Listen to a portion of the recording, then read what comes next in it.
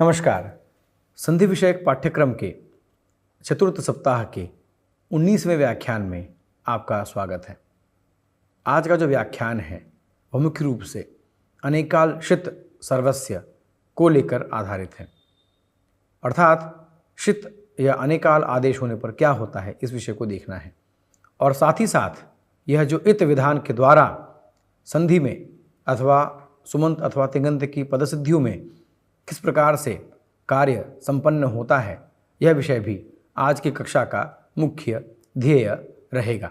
और इसके साथ ही साथ हम इंद्रिय च सूत्र के द्वारा उसकी व्याख्या और उदाहरण को भी देखेंगे। वस्तुतः आज की जो कक्षा है वह संधि करने की अपेक्षा संधि अथवा पदसिद्धियों में किस प्रकार से इतसंज्ञा विधान कार्य करता है, इसको लेकर के मुख्य रूप से समर्पित है।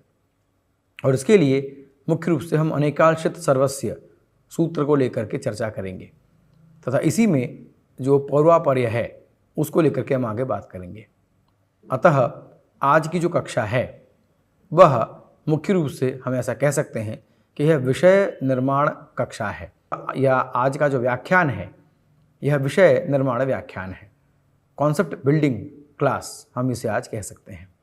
अस्तु, तो आज की जो कक्षा है उसमें क्या क्या पठनीय है हम स्लाइड में देख सकते हैं। और इसी को देखने के साथ ही साथ हम अब अपने पठनीय सूत्र अनेकालशित सर्वस्य पर हम आगे बढ़ते हैं। अनेकालशित सर्वस्य हम अनुवृत्तिपूर्वक यदि इसका अर्थ देखें तो कहने का कुल मिलाकर सार यह है कि अगर अनेकाल या शित आदेश आ जाए, अनेकाल या शित आदेश आ जाए तो वह संपूर्ण स्थान पर हो जाएगा। कहने का तात्पर्य क्या है, इसको समझने के लिए आगामी स्लाइड को मिलाते हुए चलेंगे। अनेकाल का उदाहरण अर्थात जैसे राम भिस, ये राम ही पद की सिद्धि में आपको मिलता है अतो भिस ऐस सूत्र के द्वारा। अब यहाँ पर जो भिस है वह स्थानीय है और ऐस जो है वह आदेश है, और ये अनेकाल है, यह अनेकाल है अर्थात जो स्थानीय है वो अनेकाल है। अभी अनेकाल का अर्थ क्या हुआ, अनेकाल का अर्थ ये हुआ। अब अनेक का अर्थ क्या हुआ पहले इसको समझते हैं, फिर चलेंगे अनेकाल पर। अनेक शब्द का क्या अर्थ हुआ, तो आमतौर पर जब हम हिंदी में बात करते हैं अनेक लोग आए थे, अनेक व्यक्ति थे, इसका मतलब हमको समझ में यह आता है कि बहुत सारे लोग रहे होंगे। सामान्यतः लोक व्यवहार के अनुसार जब हम प्रयोग करते हैं अनेक, तो इसका मतलब होता है कि बहुत सारे लोग, परंतु वस्तुतः अनेक शब्द का अर्थ क्या हो, जो एक नहीं है, या मोटा मोटी अगर हम कहना चाहें जो एक से अधिक है। सामान्यतः लक्षणया जो अर्थ निकलेगा हमारे लिए वो है जो एक नहीं है अर्थात एक से अधिक है। तो एक से अधिक 1.5 भी होगा, 2 भी होगा। तो कहने का तात्पर्य ये है कि जहाँ पर एक अल से अधिक, अल अर्थात वर्ण, जैसा कि हम देख चुके हैं कि अल अर्थात वर्ण, अच स्वर, हल व्यंजन, अल अर्थात वर्ण, जैसे अल्फ़ाबेट कहते हैं तो अल अर्थात वर्ण। अस्तु, तो कहने का तात्पर्य क्या हुआ कि जो अल है वो अगर कहीं पर एक से ज़्यादा है, अर्थात अगर अनेकाल है, अर्थात अगर स्थानीय अनेकाल है और आदेश भी अनेकाल हो जाता है। यद्यपि कभी कभी कुछ हमें अलग बदलाव भी दिखते हैं, परंतु सार रूप में क्या है कि सदैव अनेकाल ही होता है, भले ही वो 1.5 मात्रा का ही क्यों ना हो। अस्तु, ये सब विषय हम आगे चर्चा करेंगे जहाँ पे आवश्यकता पड़ेगी, पर अभी के लिए जो हमको समझना है वो ये है कि अनेकाल का अर्थ हुआ एक अल से ज्यादा, अर्थात एक वर्ण से ज्यादा। अब पुनः स्लाइड पे वापस आते हैं। भिस यह अनेकाल है क्योंकि यहाँ पर भ है, फिर उसके बाद ई है, फिर उसके बाद स है। अगर देखा जाए तो 1 2 यानी ये संपूर्ण मात्रा, ये अर्ध मात्रा हम बात कर चुके हैं, यानी कुल मिलाकर यहाँ पर 2 मात्राएं हैं। और अगर अल की बात करें तो 3 वर्ण आ गए, 3 अल आ गए, यानी 3 अल है। 3 अल कहने का तात्पर्य ये हुआ कि ये तो अनेकाल हो गया, यह अनेकाल हो गया। तो अनेकाल होने के कारण भिस संपूर्ण जो आदेश है ऐस, वो संपूर्ण भिस के स्थान पर आएगा, यानी ऐस संपूर्ण भिस को बदल देगा। जैसे राम भिस, भिस को ऐस आदेश हो गया। तो ये जो ऐस आदेश हुआ, यह अनेकाल शित सर्वस्य की परिभाषा के कारण संपूर्ण भिस को बदल करके ऐस आ जाएगा। तो राम ऐस वृद्धि कार्य, रामैस विभक्ति कार्य करके रामय ही रूप सिद्ध हो जाता है। कहने का तात्पर्य यह हुआ कि अगर अनेकाल आदेश है अर्थात ऐस, तो वह संपूर्ण स्थानीय के स्थान पर आ जाएगा, यानी ये पूरा का पूरा चला जाएगा और ये आ जाएगा, यह कहने का तात्पर्य है। तो अनेकाल शित सर्वस्य सूत्र कहता है कि अनेकाल सर्वस्य, यानी अगर अनेकाल आदेश है तो सर्वस्य यानी स्थानीय के सर्वस्य के स्थान पर वो आ जाएगा, यह कहने का तात्पर्य है। अब इस अनेकाल शित सर्वस्य में 2 हमको विभाग मिलते हैं, एक अनेकाल सर्वस्य और एक शित सर्वस्य। तो अनेकाल सर्वस्य का उदाहरण हमने देखा, राम भिस, भिस को हो गया ऐस, अब रामैस अभिव्यक्ति कार्य रामई ही, तो ये अनेकाल का उदाहरण हो गया। अब शित का उदाहरण देखना हो तो शित के उदाहरण के लिए यहाँ पर हमको दिखेगा। शित का उदाहरण कहने का तात्पर्य क्या है, शित मतलब जहाँ पे श की इत संज्ञा हुई हो। तो हम बारंबार देख रहे हैं कि इत संज्ञा का बड़ा महत्व है, कि इत संज्ञा होने का क्या परिणाम होता है। केवल लोप करने के लिए इत संज्ञा नहीं होती। जैसे देखिए शित, तो जो भी शित होगा तो वो अनेकाल अर्थात अनेकाल की तरह कार्य कर देगा। कहने का तात्पर्य क्या हो कि जो भी शित आदेश होगा, यानी कहीं पर अगर आदेश शित है तो वह संपूर्ण स्थानीय को बदल देगा। जैसे उदाहरण के लिए अब हम स्लाइड पे ध्यान दें तो इदम इश, अभी जो इश है इसमें ई शेष रहता है। अब देखिए इदम जो है स्थानीय है। अब यहाँ पर देखिए इदम, यहाँ पर 1 और द में द भी है और अ भी है, तो 2 3 4 अल हैं इसमें इदम में। इश में क्या है, इसमें ई बाकी रहता है। इश आता है परंतु शित होने के कारण शकित संज्ञा लोप बचता है ई। अब ई के एक ही वर्ण होने के कारण यह अनेकाल तो नहीं बन सकता, लेकिन शित होने के कारण इसके अंदर इतनी शक्ति है कि इस पूरे को ये बदल सकता है, बदल के हटा देगा और खुद आ जाएगा शित होने के कारण। अर्थात इत संज्ञा विधान जब हम करते हैं तो उसका कोई विशेष प्रयोजन, विशिष्ट प्रयोजन होता है पद सिद्धि में, कि यह पुनः हमारे सामने उदाहरण के रूप में सामने आता है। अब यहाँ पर अगर प्रकृति सूत्र को देखें तो इदम ह, इदमो ह सूत्र के द्वारा सप्तम्यंत ङी, ङियोसुप, ङी के अर्थ में ह प्रत्यय आता है, तो इदम ह हो गया। फिर उसके बाद इदमः इश सूत्र के द्वारा संपूर्ण इदम के स्थान पर इश आदेश हो जाता है। तो इदमः इश, तो इदम के स्थान पर इश आदेश करता है, किंतु अनेकालशित सर्वस्य सूत्र की सहायता से चूंकि इश जो है वो शित है, तो चूंकि शित होने के कारण यह इश जो है वो संपूर्ण इदम के स्थान पर आता है, यानी इदम संपूर्ण चला जाता है, उसके स्थान पर इश आ जाता है। शित होने के कारण अनेकालशित सर्वस्य से संपूर्ण इदम को हरा करके इश आ जाता है। अब चूंकि इश शित है तो श की संज्ञा लोप हो जाएगा, तो बचा ई, तो ई ह वर्ण सम्मेलन कर दीजिए, इह हो गया। तो कहने का तात्पर्य क्या है कि यदि जो आदेश है वो अगर अनेकाल है तो पूरे स्थानीय को हटा देगा। जैसे भिस को पूरा हटा दिया, आइस आके बैठ गया। दूसरा, अगर आदेश शित है, शकित संज्ञा हुई है उसमें, तो वह शित आदेश भी पूरे स्थानीय को हटा देगा। जैसा कि हम यहाँ पर देख सकते हैं इदम इश, तो इदम को संपूर्ण इदम को हटा करके इश आ गया और इश में ई बचा तो यह बन गया। तो इस प्रकार से अनेकालशित सर्वस्य हमें पद सिद्धियों में सहायता प्रदान करता है। किंतु ध्यातव्य है, ध्यान देने की बात है, इससे पहले भी हमने बात की है कि कभी भी जब भी संधि इत्यादि कार्य होते हैं या व्याकरण के नियम आ जाते हैं, तो व्याकरण भाषा की तरह विशाल और विस्तीर्ण है, किंतु भाषा की तरह विशाल और विस्तीर्ण इसको बना नहीं सकते, क्योंकि भाषा की तरह अगर इसको विशाल और विस्तीर्ण बना देंगे तब तो सहस्रों सूत्रों की परिकल्पना करनी पड़ेगी। लक्ष्य भी हो सकते हैं, लाख सूत्र भी हो सकते हैं, या क्या पता लाखों सूत्र हो जाए। तो अगर हम लाखों सूत्र पढ़ते ही रहेंगे तो हम व्याकरण का प्रयोग कब करेंगे। इसीलिए हम प्रायशः देख रहे हैं संधि में कि हर संधि का अपना कोई ना कोई एक अपवाद या कोई विशेष स्थिति या कोई बाध्य बाधक भाव है, और अनेकालशित सर्वस्य भी इसी श्रेणी में आता है। अर्थात अनेकालशित सर्वस्य एक सामान्य नियम बनाकर ले आता है कि अगर आदेश अनेकाल है या आदेश शित है तो संपूर्ण स्थानीय के स्थान पर वो आ जाएगा। जैसा हमने देखा, अतो भिस ऐस रामैस, राम ही बन गया, भिस की जगह ऐस आ गया। जैसा कि हमने देखा, इदम ह तो इदम को इश आदेश हो गया, ई ह यह बन गया, हमने देखा। अच्छा, तो क्या सभी स्थानों पर ये लगेगा? नहीं, कहीं तो कुछ हो सकता है।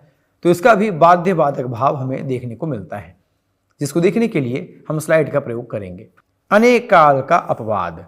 अब अनेक काल के अपवाद पर जाने से पूर्व पुनः इस बात के ऊपर जोर दे करके मैं ये कहना चाहूँगा आप सभी से कि ध्यान रखने का विषय है कि भाषा इतनी विस्तृत है कि उसको पकड़ पाना सरलता से संभव नहीं है। वस्तुतः आचार्य पाणिनि जैसी मेधा ही इस भाषा को समझने में हमारे ऊपर कृपापूर्वक सहायता कर सकते हैं, जो उन्होंने हमारे साथ किया है। जैसा कि अनेकालशित सर्वस्य यह एक सामान्य नियम है, परंतु इसका भी अपवाद है। ङिच्च, ङिच्च सूत्र क्या कहता है? ङिच्च सूत्र कहता है कि अगर आदेश ङित हो गया तो क्या होगा? अब स्लाइड पे ध्यान देंगे। अगर आदेश ङित हो गया अर्थात अनेकाल तो है, जैसे अवंग, अवंग में अवशेष रहता है, अर्थात अवंग जो है वो ङित हो गया। अब देखिए, अवंग जो है वो अनेकाल है। अनेकाल है क्योंकि यहाँ पे अ है, फिर व,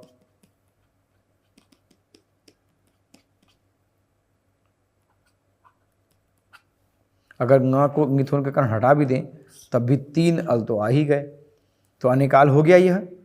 तो कहने का तात्पर्य यह है कि अनेकालशित सर्वस्य सूत्र के द्वारा अवंग के अनेकाल होने के कारण यह संपूर्ण स्थानीय को बदलने की क्षमता रखता है।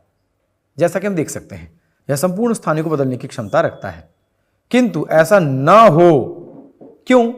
ऐसा क्यों न हो? क्योंकि हमने बात की थी कि शब्द नित्य है, शब्द की स्थिति पहले से विद्यमान है, तथा उन्हीं शब्दों की सिद्धि सूत्रों के माध्यम से महर्षि पाणिनि ने की है। कहने का तात्पर्य यह हुआ कि गवाग्रम यह शब्द पहले से सिद्ध है, बस सूत्रों के द्वारा उसको सिद्ध किया जा रहा है, जिससे कि गवाग्रम इत्यादि जो समान प्रवृत्ति निमित्त वाले जो शब्द हैं उनकी सिद्धि करने में हमको सहायता हो। तो उस कारण से काल्पनिक सूत्रों की परिकल्पना के साथ महर्षि पाणिनि ने हमें संस्कृत भाषा को समझने में सहायता प्रदान की है। तो इसीलिए अगर यहाँ पे अवंग को अगर हम आदेश करें, जैसे कि हम उदाहरण के लिए हम देख सकते हैं स्लाइड में कि यदि हम अवंग को अनेकालशित होने के कारण अगर हम संपूर्ण गो के स्थान पर आदेश कर दें तो गो तो चला ही जाएगा, गो की जगह खाली अवंग बचेगा। तो अव अग्रम जोड़ दीजिए तो बनेगा अवाग्रम। अब कहने का तात्पर्य यह है कि हमको बनाना था गाय, हमको लेना था गो, और गो ही गायब हो गया, तो ऐसे तो नहीं चलेगा। इसीलिए ङिच्च सूत्र की प्रकल्पना के द्वारा अनेकाल का यहाँ पर अपवाद किया गया, अनेकाल का यहाँ पर बाध किया गया। तो अनेकाल का बाध करने से क्या लाभ हुआ? लाभ ये हुआ कि ङिच्च के द्वारा अंतिम अल को आदेश हुआ, अर्थात गो में जो आदेश हुआ वो ग और अवंग, अर्थात गो को अगर हम तोड़ देते हैं तो ग और ओ हमें मिलेगा। तो ङिच्च, क्योंकि अवंग आदेश जो है वो ङित है, इसीलिए ङित होने के कारण यह ओ के स्थान पर आदेश आएगा, तो ग अवंग इस प्रकार से बनेगा। कहने का तात्पर्य यह हुआ कि अवंग अनेकाल है, किंतु अनेकाल होने से भी ज्यादा बड़ा परिचय हो गया कि वो ङित है। पुनः देखिए इत्संज्ञा का क्या महत्व है, यहां पर हमको दिख रहा है। तो अवंग के ङित होने के कारण अनेकाल परिचय उसका छोटा हो गया, ङित परिचय बड़ा हो गया, यह कहने का मतलब है। तो ङित परिचय बड़ा होने के कारण क्या हुआ कि ङिच्च सूत्र के कारण या सूत्र के द्वारा अंतिम अल को होगा। जैसे गो में ओ को हो गया वो, तो ग अवंग, अब स्लाइड में देखेंगे ग अवंग ऐसे बन गया। अब अवंग में अवशेष रहता है तो जोड़ दीजिए गव, फिर दीर्घ गवाग्रम, यह बन जाएगा। तो कहने का तात्पर्य यह हुआ कि गवाग्रम पद की सिद्धि करने के लिए ङिच्च सूत्र की प्रकल्पना की गई, या गवाग्रम जैसे शब्दों की सिद्धि करने के लिए ङिच्च सूत्र की कल्पना की गई, जो कि अनेकाल का बाध करके कहता है कि यदि ङित आदेश हो गया तो संपूर्ण स्थानिक स्थान पर वो नहीं आएगा, केवल अंतिम अल के स्थान पर ही वो आएगा। अस्तु, अब इसी के साथ जो अनेकाल शित सर्वस्य का जो बाध्य बाधक भाव है उसे भी देखते हैं। वस्तुतः अगर हम स्लाइड पे ध्यान दें तो हम देखेंगे कि यहाँ पर दो सूत्रों की संख्या हमको देखने को मिल रही है। प्रथम अनेकाल शित सर्वस्य और द्वितीय आदेह परस्य। आदेह परस्य का जो नंबर है 1154, अनेकाल शित सर्वस्य का जो नंबर है 1155, अर्थात अनेकाल शित सर्वस्य संख्या में ज़्यादा बड़ा है 55, यानी अनेकाल शित सर्वस्य पर सूत्र है, बाद का सूत्र है। और बाद का सूत्र होने के कारण क्या होगा, विप्रतिषेधे परम कार्यम, अर्थात जब भी तुल्य बल विरोध होगा, अर्थात किसी स्थान पर अगर दो दो सूत्र एक साथ आ गए, अब ये ध्यान रखिएगा, हमने देखा था त्रिपादी के परिचय में कि यह जो विप्रतिषेधे परम कार्यम यह केवल सपादी के लिए है, यानी 8वें अध्याय के प्रथम पाद तक के जितने सूत्र हैं उनके लिए ये विप्रतिषेधे परम कार्यम नियम लागू होता है। इसीलिए पूर्व की कक्षाओं पे आप ध्यान देंगे, ऐसी मेरी आशा है। अस्तु, तो पूर्व की कक्षा में हमने देखा था कि जो सपादी है उसके अंदर विप्रतिषेधे परम कार्यम सूत्र प्रवृत्त होता है। कहने का मतलब क्या हुआ कि अगर किसी स्थान पर दो सूत्र आ जाएं एक साथ, तो जिस सूत्र का नंबर बाद का है, पर का है, उसके अनुसार कार्य हो जाएगा, उसको प्रधानता दी जाएगी। जैसे उदाहरण के लिए आप स्लाइड में पुनः देखें तो अनेकाल शित सर्वस्य और आदेह परस्य में अनेकाल शित सर्वस्य पर का है, बाद का है, इसलिए इसको प्रधानता मिलेगी। अर्थात अगर कहीं पर आदेह परस्य के द्वारा कोई नियम मिल रहा है और वहीं पर अगर अनेकाल शित सर्वस्य के द्वारा भी नियम मिल रहा है, तो हम अनेकाल का नियम ले लेंगे, आधे परस्य को पीछे छोड़ देंगे। विप्रतिषेधे परम कार्यम परिभाषा के अनुसार विप्रतिषेधे अगर एक ही स्थान पर दोनों आ जाएं, मतलब तुल्य बल विरोध, अर्थात एक ही स्थान पर अगर दो सूत्र आ जाएं तो परम कार्यम, तो बाद वाले सूत्र की सहायता हम ले लेंगे, यानी बाद वाला नंबर जिसका होगा उसको हम ले लेंगे। जैसे आधे परस्य 1454, अनेकाल शित सर्वस्य 1455, तो 1455 बाद में है, इसीलिए अनेकाल शित सर्वस्य के आधार पर हम आदेश या जो भी कार्य है उसे कर देंगे, वहाँ आदेह परस्य लागू नहीं होगा। जैसा कि उदाहरण हम देख सकते हैं, राम भिस अतो भिस ऐस। स्लाइड में देखा जा सकता है कि अनेकाल के कारण संपूर्ण भिस के स्थान पर ऐस आदेश हो गया, तो राम ऐस, रामैस रामई, जैसा कि इससे पहले हम देख चुके हैं। किंतु यहाँ पर आदेह परस्य की भी स्थिति आती है, लेकिन जैसे ही अनेकाल शित सर्वस्य सामने आ गया, आदेह परस्य पीछे चला जाता है और अनेकाल शित सर्वस्य के अनुसार आदेश हो जाता है तथा संपूर्ण भिस के स्थान पर ऐस आदेश हो जाता है, वरना आदेह परस्य के द्वारा आदि वर्ण को होता। अस्तु, अब आदेह परस्य की परिकल्पना जो है इसको हम व्यंजन संधि के प्रसंग में देखेंगे, जब उत्थान इत्यादि की हम सिद्धि करेंगे उस समय, तो अभी इसको लेकर हम चर्चा नहीं करेंगे। अभी के लिए यह जान करके हम रखते हैं कि आदेह परस्य और अनेकाल शित सर्वस्य इन दोनों की प्रवृत्ति एक साथ आ सकती थी, परंतु जैसे ही आदेह परस्य ने देखा कि अनेकाल शित सर्वस्य आ चुका है, वो वापस चला गया, वो आया ही नहीं। यही है विप्रतिषेधे परम कार्यम। यद्यपि विप्रतिषेधे परम कार्यम प्रक्रिया के अनुसार या प्रकरण के अनुसार विसर्ग संधि का भाग है, किंतु इसका प्रयोग हमको सर्वत्र या बहुत्र दिखता रहता है। तो इसीलिए अभी मौखिक उसके विषय में हमने चर्चा कर ली, परंतु जब उसका प्रसंग आएगा विसर्ग संधि के स्थान पर तो हम वहाँ पर भी इसकी चर्चा करेंगे। अब यहाँ पर अगर पुनः हम देखें तो यहाँ पे भिस्य के स्थान पर ऐस आदेश हो गया, क्योंकि अनेकालक्षित सर्वस्य यहाँ पर सामने आ गया, आधे परस्य से पीछे चला गया। इस प्रकार से अनेकालक्षित सर्वस्य ने आधे परस्य के नियम को अतिक्रमण कर दिया, यानी उसे पीछे छोड़ करके वो आगे आ गया। तो इस प्रकार से अनेकाल हमने देखा, अनेकाल का अपवाद हमने देखा, तथा अनेकाल वरीयान या बलीयान या कहाँ बलवान हो जाता है हमने यह भी देखा। अब इन 3 विषयों को देखने के साथ आज की कक्षा के चतुर्थ विषय में हम चलते हैं। चतुर्थ जो विषय है वह एक वार्तिक है, अवंग स्फोटायनस्य। अच्छा, इससे पहले एक बार आपसे बात हो चुकी है।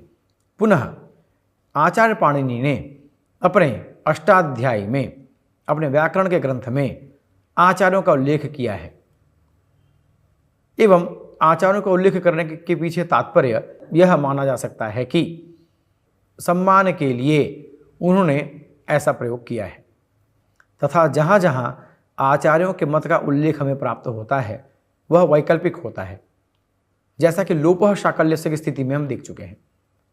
इसी प्रकार से वार्तिककार आचार्य कात्यायन ने भी अपने वार्तिकों में कई स्थानों पर पूर्वाचार्यों का उल्लेख किया है, जैसा कि अभी स्लाइड में हम देख सकते हैं। अवंग स्फोटायनस्य यह एक वार्तिक है जो कि नियम करता है। अब क्या नियम करता है, हम सीधे स्लाइड के साथ ही इसको स्पष्ट रूप से समझते हैं। यह कहता है कि अगर एंगंत गो आ जाए, उसके बाद अगर अच अर्थात स्वर आ जाए, एंगंत गो, आपको ध्यान होगा पूर्व कक्षा में हमने एंगंत गो को देखा था, सर्वत्र विभाषा गोह यहाँ पर, तो वो वापस यहाँ पर आ गया, एंगंत गो वहाँ से आ गया। तो एगंत गो अर्थात ऐसा गो शब्द जिसके अंत में एंग आए, ए या ओ आ जाए, तो पहली शर्त अर्थात स्थानीय, पहली शर्त ये हो गई।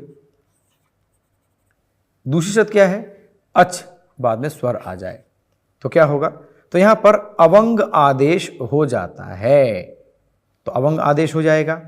अवंग में क्या शेष रहता है, अव। अब यहाँ पर ध्यान देंगे, इससे पहले का जो सूत्र हमने देखा था, अवंग में अव शेष रहता है, अर्थात अवंग जो है वो एक ङित आदेश है, और जो ङित आदेश होता है ङिच्च सूत्र के द्वारा वो अंतिम अल को होता है। ङिच्च और अलुन्त्यस्य के द्वारा अंतिम अल को होता है। अंतिम अल अर्थात गो का अगर हम तोड़ें तो ग और ओ, तो ङिच्च के कारण ओ के स्थान पर अवंग आदेश हो जाएगा, तो गो को हो जाएगा ग अवंग और अग्रम। ये क्यों हुआ, क्योंकि एंगंत गो आ गया, उसका अच, अग्रम में जो अ है वो अच अर्थात स्वर में आता है, तो गो के बाद अग्रम अर्थात गो के बाद अच आने के कारण गो के ओ को अवंग आदेश हो गया ङिच्च की सहायता से, ङिच्च और अलुन्त्यस्य की सहायता से। अस्तु, तो गो का हो गया ग अवंग अग्रम, अवंग में अव शेष रहेगा जैसा कि हमने देखा है यहाँ पर, और इसके पहले भी उदाहरण हम देख चुके हैं। तो ग अवंग, अब जोड़ दीजिए, ग अवंग ग अव गव अग्रम गवाग्रम, दीर्घ संधि तथा वर्ण संहिता के द्वारा गवाग्रम रूप सिद्ध हो जाता है। कहने का तात्पर्य यह हुआ कि गवाग्रम यह जो सिद्ध हुआ यह अवंग स्फोटायनस्य के कारण सिद्ध होता है, तथा अवंग स्फोटायनस्य में जो अवंग आदेश है ये ङित आदेश है, एवं ङित आदेश होने के कारण गो अग्रम में गो के ओ को अवंग आदेश होता है। यदि ङिच्च नहीं होता तो संपूर्ण गो के स्थान पर अवंग आदेश हो जाता, तो अवाग्रम बनता, तो अवाग्रम बनने पे कोई अर्थ ही नहीं होता, क्योंकि गाय को लेकर के प्रसंग है और गाय ही गायब हो गई, इसलिए ङिच्च का प्रयोग आपको समझ में आ गया होगा अब तक। अस्तु, तो गवाग्रम यह रूप इस प्रकार से बन जाता है। अब इसी के साथ जो अगला सूत्र है जो कि आज के व्याख्यान का अंतिम चरण है वो है इंद्रे च। इंद्रे च, अब इस इंद्रे च में अवंग का अनुवर्तन हम कर लेते हैं। अब इंद्रे च, यहाँ पे च का क्या अर्थ है, यद्यपि च के कई सारे अर्थ हैं, 4 अर्थ हैं, इत्यादि इत्यादि इन सब चीज़ों को लेकर। पर अभी हम लोक व्यवहार के लिए, संधि को सरल रखने के लिए इंद्रे च हम अपने हिसाब से अर्थ ले सकते हैं। और इंद्र में भी सप्तमी हो गया, इंद्रे च, और इंद्र में भी, तो इंद्र में भी क्या, तो और इंद्र में भी अवंग आदेश हो जाएगा, ये कहने का तात्पर्य है। जैसा कि अगर पूर्व स्लाइड पे हम ध्यान दें, एंगंत गो के बाद अगर अच आ जाए तो अवंग आदेश हो जाएगा जिसमें अवशेष रहता है। इसी तरीके से अगर गो शब्द आ जाए, गो के बाद अगर इंद्र आ जाए, अच्छा इंद्रे च, इंद्र बाद में रहने पर भी, अब यहां पर देखिए एंगंत गो के बाद अच, तो अवंग स्फुटायनस से कहता है कि एंगंत गो के बाद अगर अच यानी स्वर आ जाए तो वहां पर अवंग आदेश कर देंगे। यहां पर क्या है कि एंगंत गो आ गया, पर यहां पे एंगंत वाली कोई बात नहीं है, सिर्फ गो की बात है। गो के बाद अगर इंद्र आ गया, यानी गो के बाद इंद्र आने पर भी अवंग आदेश हो जाएगा। पुनः गो के बाद इंद्र आने पर भी अवंग आदेश हो जाएगा। अवंग आदेश हम पीछे से ले लेते हैं। अस्तु, अब आगे देखते हैं। गो इंद्र, यहां पर गो स्थानीय यानी नंबर 1 पहली शर्त पूरी हो रही है, इंद्र दूसरी शर्त भी पूरी हो रही है, तो गो इंद्र। अब गो का अगर हम तोड़ लें तो ग में ओ हमको मिलेगा। तो यहां पर जो ओ है, चूंकि अवंग आदेश, और अवंग आदेश क्या है, ङित आदेश है, इसीलिए इस ओ के स्थान पर अवंग आदेश हो जाएगा। तो ग अवंग इंद्र बन जाएगा। फिर आप वर्ण संहिता कर दीजिए, गवंग इंद्र, चूंकि इत है तो चला जाएगा, तो गव इंद्र गुण संधि और वर्ण संहिता के द्वारा गवेंद्र रूप सिद्ध हो जाएगा। तो कहने का तात्पर्य यह हुआ कि इंद्रे च में अवंग का अनुवर्तन कर लेते हैं, तो गो के बाद अगर इंद्र शब्द आ जाए तो वहां पर भी गो को अवंग आदेश हो जाता है, तथा अवंग आदेश ङित होने के कारण, ङित च और अलोन्तस्य के कारण अंतिम अल को ही होगा। तो ग अवंग इंद्र, गव इंद्र, गवेंद्र, इस प्रकार से रूप बन जाएगा। तो इसी के साथ आज का विषय संपन्न होता है। और आज के विषय का जो मुख्य व्याख्यान का जो केंद्र बिंदु था वो था अनेकाल शित सर्वस्य, कि अनेकाल होने के कारण या शित होने के कारण जो आदेश है संपूर्ण स्थानीय के स्थान पर होता है, किंतु वही अनेकाल अगर ङित हो जाए तो ङित च सूत्र के द्वारा वह संपूर्ण स्थानीय को व्याप्त नहीं करेगा।